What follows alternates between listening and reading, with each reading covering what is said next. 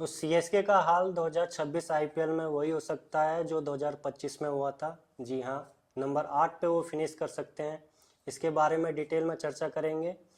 जो जडेजा और संजू की डील हुई है उसके बारे में भी डिटेल में चर्चा करेंगे हमारे हिमांशु जी से। जी। जी हाँ, तो सबसे पहले स्टेप बाय शुरू करते हैं कि हम्म। जो संजू और जडेजा की तो ट्रेड डील हो रही है उसके बारे हम्म। में आप क्या कहेंगे?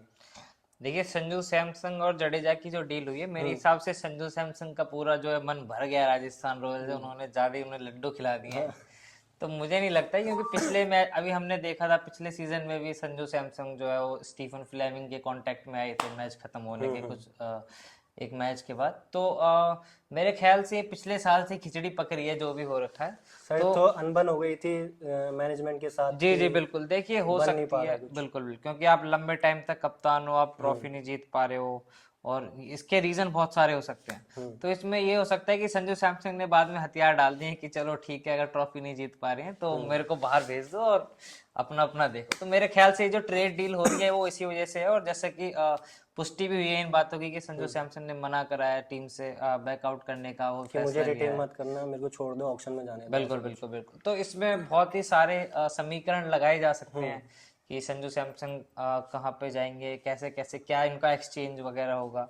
तो चेन्नई ने एक तरीके से उन्हें धोनी जा रहे हैं, जैसे कि अभी हम्म। तो पक्का नहीं पता है, बट इस वो सीजन तो वो डेफिनेटली खेलेंगे। नॉट आ जाता है हर सीजन में, वही बात बिल्कुल होती है बिल्कुल, उनकी। देखिए बिल्कुल, वो एक साल और अपने जो भी हाँ। फैन है उनकी एक इच्छाएं पूरी कर देते हैं 2 महीनों के लिए हाँ। आईपीएल में। तो हाँ, अगर बात मैं करूँ तो एक लीडर अगर उसको चेन्नई को चाहिए होगा तो हम्म। उसमें संजू सैमसंग बिल्कुल फिट बैठते हैं। क्योंकि आपने देखा होगा, जैसे भी हमारे धोनी भाई हैं, हम्म। वो जिस प्लेयर के ऊपर हाथ रखते हैं वो जादू कर देते हैं, मंत्र मार देते हैं। तो अभी उसका जो वो एग्जाम्पल मैं बता देता हूँ, अजिंक्य हम्म। रहाणे हैं, बहुत ही अच्छा जी। एग्जाम्पल है।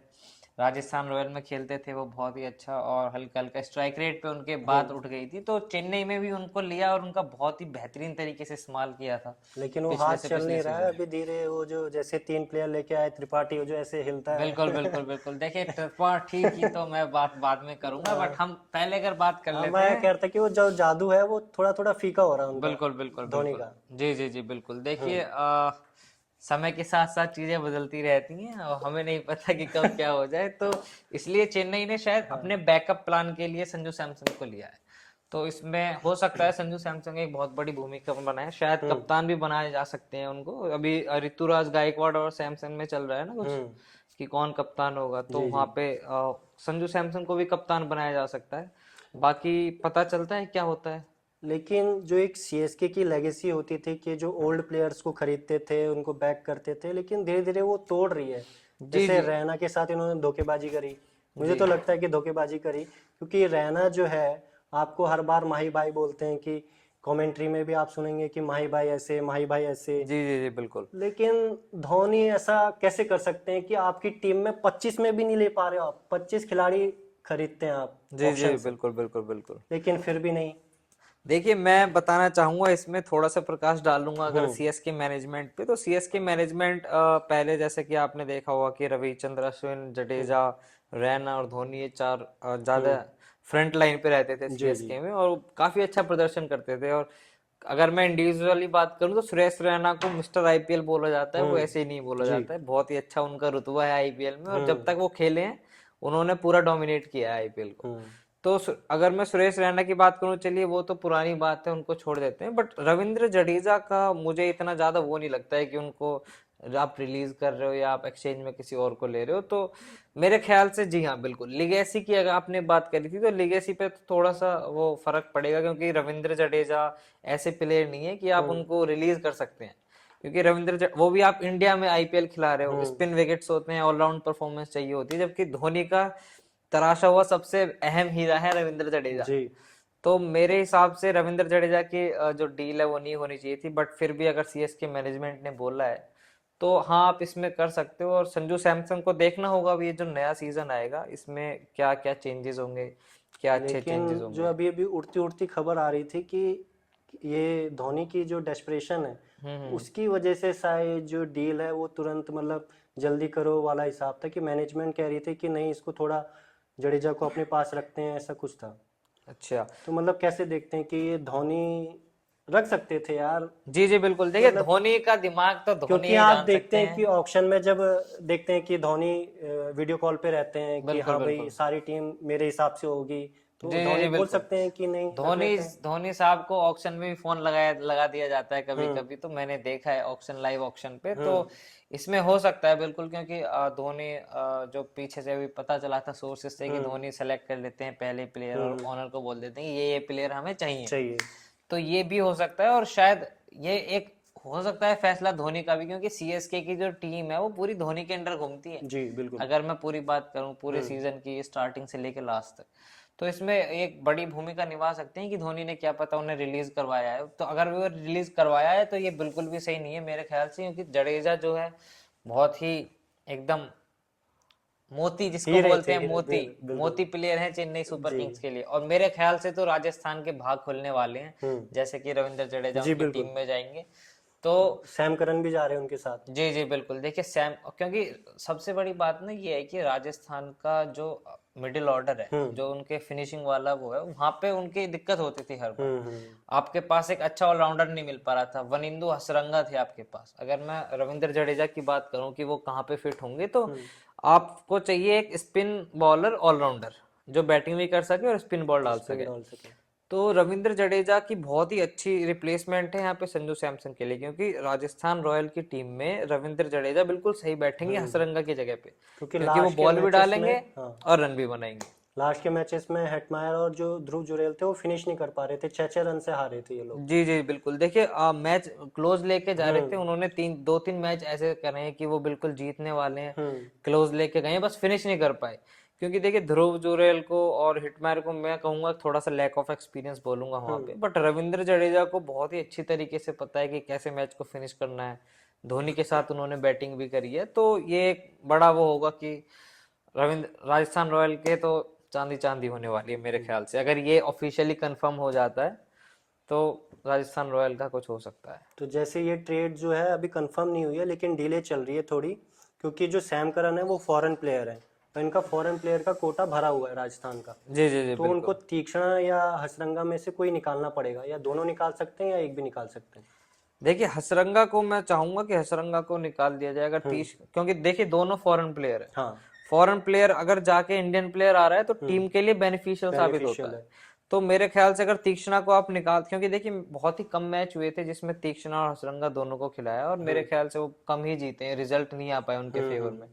तो मेरे हिसाब से अगर आप तीक्ष्णा को बैठा रहे हैं तो आप रविंद्र जडेजा को किसी की भी जगह पे खिला सकते खिला हैं। सकते और हैं।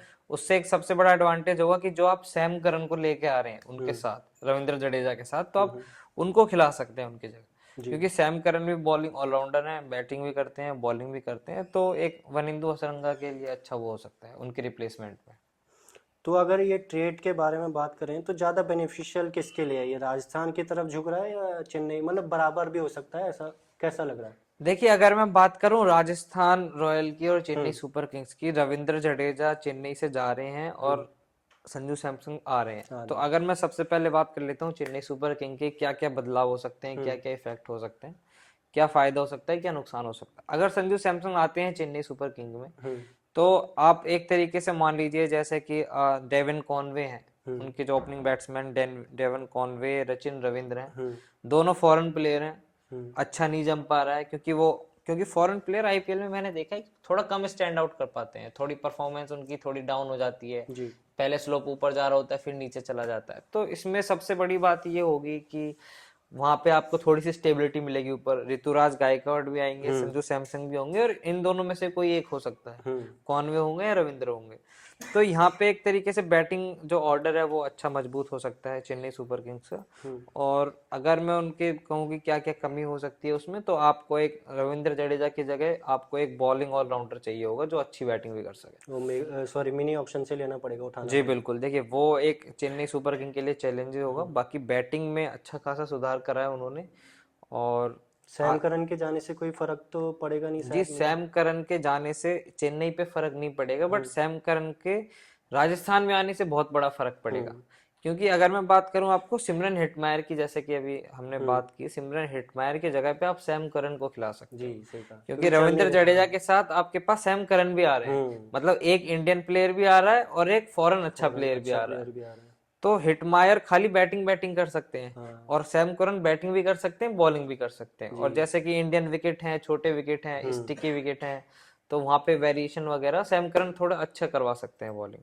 तो यहाँ पे ये राजस्थान का बेनिफिट होगा। और राजस्थान की बात करूं मैं कि संजू सैमसन अगर चले जाते हैं तो उनका नुकसान की बात करूं तो आपने पिछला मैच देखा अभी, वैभव सूर्यवंशी वाला मैच देखा आपने जिसमें शतक लगाया था उन्होंने, तो वैभव सूर्यवंशी हैं, उनके पास यशस्वी जायसवाल हैं, जायसवाल है। रियान पराग हैं, नीतीश राणा है। तो बैट्समैनों की कमी नहीं है कमी नहीं। राजस्थान रॉयल के। इस बार राजस्थान रॉयल ने थोड़ा सा दिमाग से सोचा है। और देखिए जो रिश्ते हैं वो संजू सैमसन के ज्यादा रिलेशन अच्छे नहीं थे अच्छे नहीं थे, मैनेजमेंट के साथ, वो तो तो वो है। ये जबरदस्ती वाला सिस्टम नहीं कर सकते। तो वो भी खुश हैं चेन्नई में जाके, और ये भी, इनके पास भी बैट्समैनों की पूरी भरमार है, तो दोनों के लिए मैं कहूंगा कि दोनों के लिए सही है। और यहाँ पे अब मजा आएगा राजस्थान रॉयल को देखने में, जब वो बैटिंग करेगी, बॉलिंग करेगी, पूरा मैच खेलेगी, तो एक अलग तरह का अनुभव होगा। क्योंकि इसमें बोल सकते हैं हम कि रविंद्र जडेजा लास्ट में आएंगे और स्टार्टिंग में उनकी एक विस्फोटक बैटिंग है, जैसे कि यशस्वी जायसवाल है, और वैभव सूर्यवंशी को पूरा मौका दिया जाएगा इस बार, जैसा कि उन्होंने लास्ट में परफॉर्म किया था। तो ये भी हो सकता है। जी। तो मुझे तो लगता है कि जिस तरीके से मैं देख रहा हूँ कि राजस्थान की टीम तो अभी तो ऑन पेपर तो स्ट्रांग हो चुकी है। बिल्कुल मिनी बिल्कुल। ऑक्शन से उनको लिमिटेड प्लेयर उठाने पड़ेंगे, जी जो कि उठा सकते हैं वो। लेकिन चेन्नई के पास बड़ी दिक्कत है कि मिनी ऑक्शन में ऑप्शंस बहुत कम आते हैं।